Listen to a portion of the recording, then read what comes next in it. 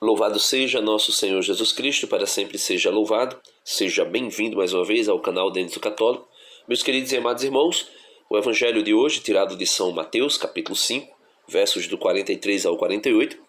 Nesse evangelho, Jesus vem mostrar para nós o que verdadeiramente nos torna filhos de Deus, o que verdadeiramente nos faz sermos como Cristo é.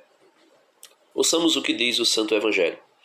Naquele tempo disse Jesus aos seus discípulos: Vós ouvistes o que foi dito: amarás o teu próximo e odiarás o teu inimigo.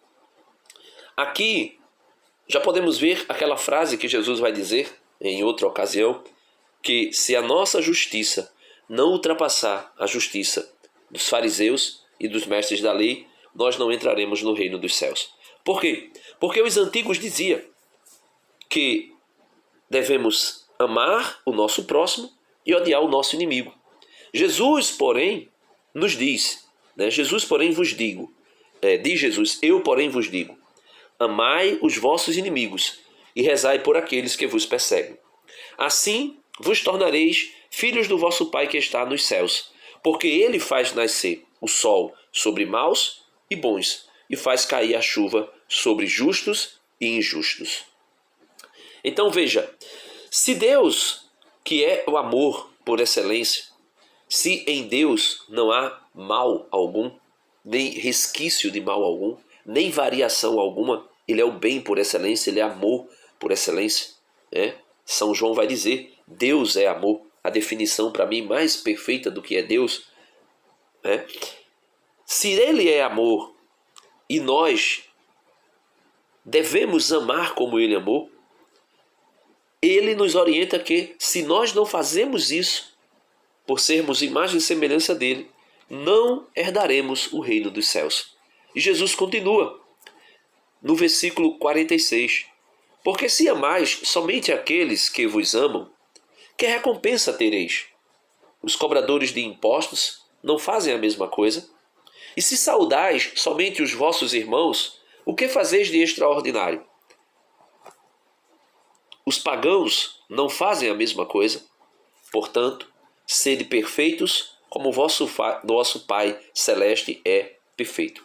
Aqui, essa frase de Jesus, do versículo 48, Jesus está, podemos dizer, parafraseando o que Deus Pai disse por meio de Moisés ao povo de Israel, lá em Levítico capítulo 19, versos 1 e 2.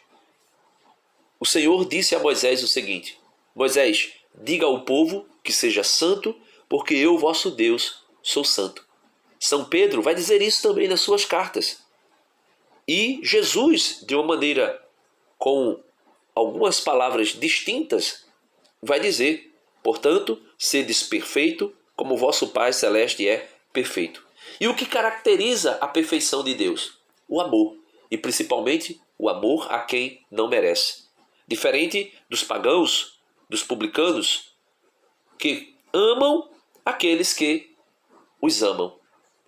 São João, na sua primeira carta, não é a primeira leitura da liturgia de hoje, do sábado, mas São João, na sua primeira carta, capítulo 3, versos do 11 ao 18, São João diz o seguinte sobre o aprofundamento, o amadurecimento, o crescimento no amor de Deus. Ele diz o seguinte: porque a mensagem que ouviste desde o princípio é que vos ameis uns aos outros, não como Caim, que vinha do maligno e assassinou seu irmão Abel.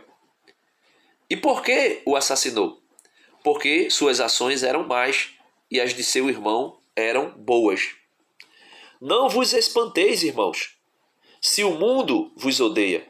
Sabemos que passamos da morte para a vida porque amamos os irmãos. Veja, passamos da morte para a vida.